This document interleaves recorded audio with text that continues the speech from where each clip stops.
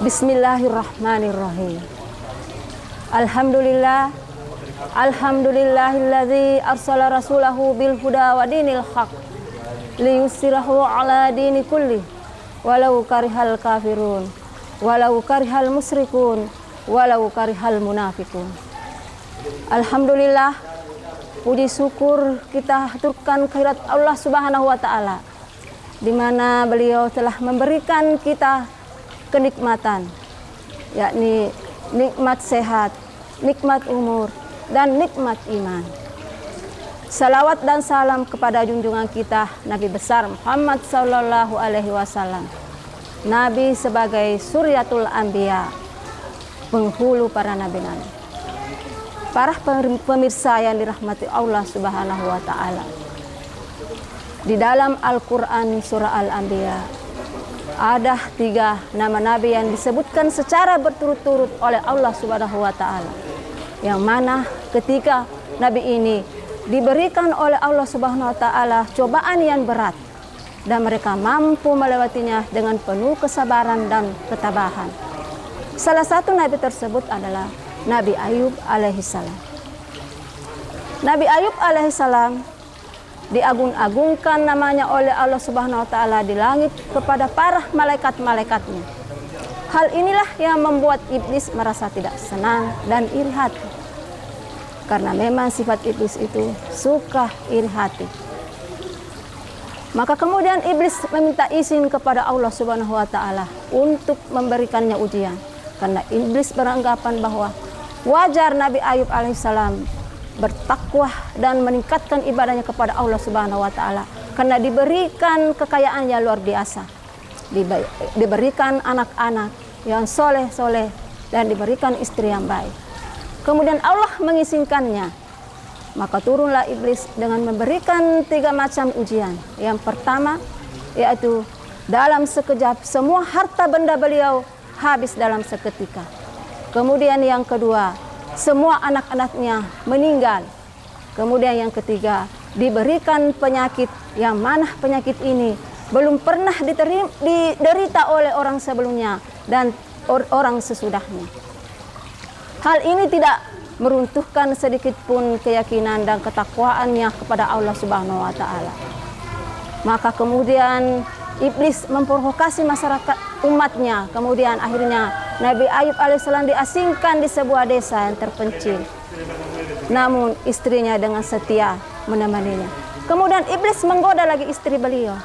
Akhirnya istrinya meninggalkannya. Maka tinggallah Nabi Ayub alaihissalam sendirian. Dan di dalam kesendiriannya inilah kemudian Nabi Ayub berdoa kepada Allah Subhanahu wa taala, yang mana doanya ini kemudian diabadikan Al-Quran dalam surah Al-Anbiya ayat 83. A'udzubillahi minasyaitonirrajim. Bismillahirrahmanirrahim. Wa ayyuba isnada rabbahu anni massaniyad durru wa anta arhamur rahimin.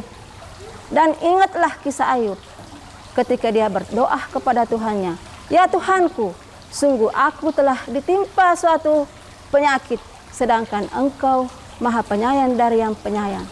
Maka kemudian Allah mengijabah doanya. Kemudian diabadikan dalam Al-Quran surah Al-Anbiya ayat 84. A'udzu billahi minasyaitonir rajim. Bismillahirrahmanirrahim.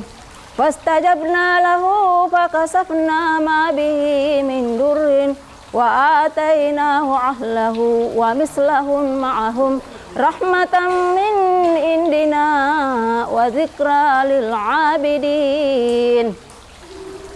Maka ketika beliau berdoa, maka kemudian Allah mengijabah doanya dengan mengembalikan semua keadaan yang telah hancur lebur. Allah kemudian mengembalikan harta bendanya dengan berlipat ganda, kemudian mengembalikan keluarganya serta anak-anaknya.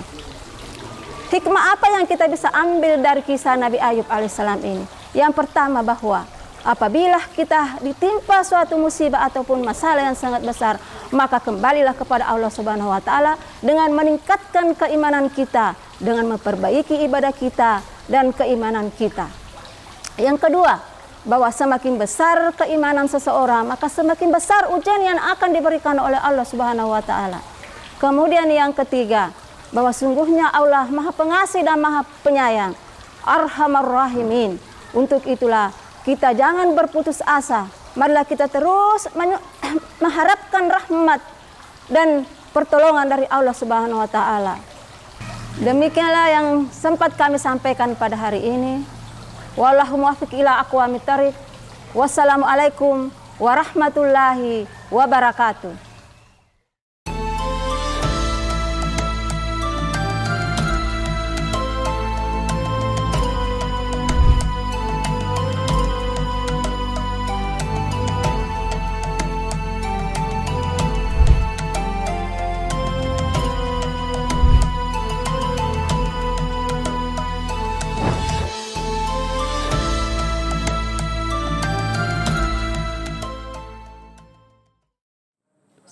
Saya Romo Laurentius Noi, Pastor Paroki Santo Gabriel Uwai Oti, Keuskupan Maumere.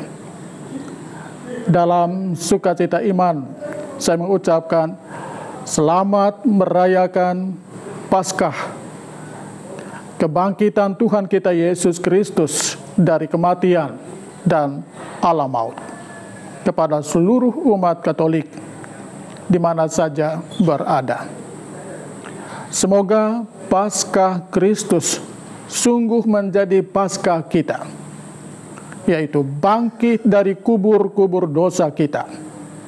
Dan dengan semangat Paskah, marilah kita tetap mengembangkan dan membangun kehidupan kita berdasarkan nilai-nilai Injili dan sekaligus mengembangkan ekonomi yang ekologis.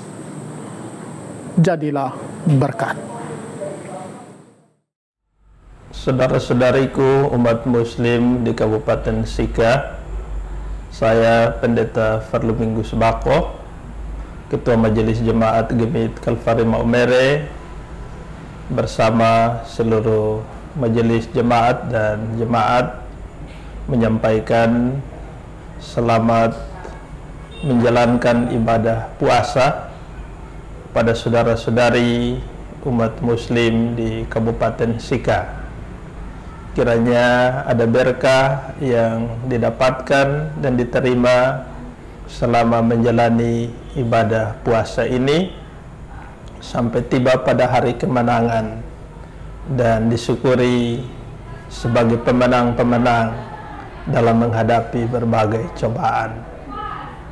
Kiranya damai sejahtera senantiasa melimpah dalam kehidupan saudara-saudari sekalian. Terima kasih. Om Swastiastu. Nama saya Ida Bagus Widiawat, Ketua PHDI Kabupaten Sika, yaitu Ketua Parisada Dharma Kabupaten yang ada di Sika ini.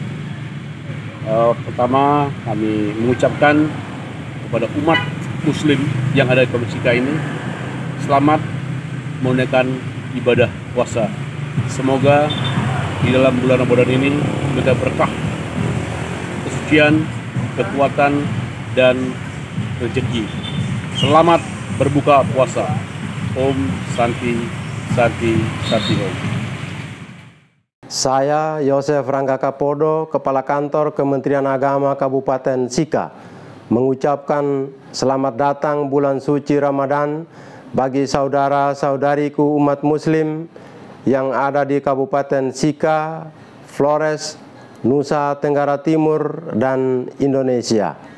Semoga setiap momen di bulan penuh berkah ini membawa kedamaian, keberkahan, dan kebahagiaan kepada kita semua. Mari kita manfaatkan waktu berpuasa untuk meningkatkan spiritualitas, kebaikan, dan kasih sayang. Selamat berbuka puasa.